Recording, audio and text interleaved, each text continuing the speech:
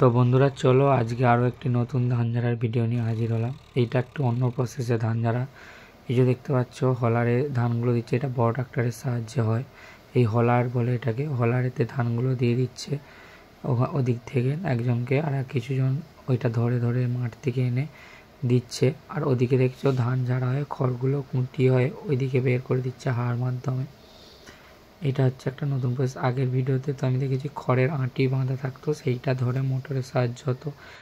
তো ওখানে দেওয়ার পর এখানে দেখো ধানগুলো পুরো ফ্রেশ হয়ে, যেমন ওগুলো ম্যানুয়ালভাবে আলাদা আলাদা করতে হতো, তো একবারেই সমস্ত কিছু ফ্রেশ হয়ে ধান হয়ে বস্তা হয়ে যাচ্ছে। এটা আরও খুব সহজ প্রসেস, কারণ এখন এইটা করার কারণ আগে অনেকের গরু চাষ হতো, তাই জন্য খড়ের প্রয়োজন হতো, তাই ওইভাবে হতো। এখন সেই গরু চাষ সেইভাবে আর নেই, এবং কাজের লোকেরও খুবই অভাব, কাজের লোক পাওয়া যায় না, তাই জন্য এখন এইভাবে এই প্রসেসেই ধান ঝাড়া হয়। এবং খড়গুলোকে ওইভাবে জাল দিয়ে রেখে দেওয়া হয়, বা কেউ আবার আগুন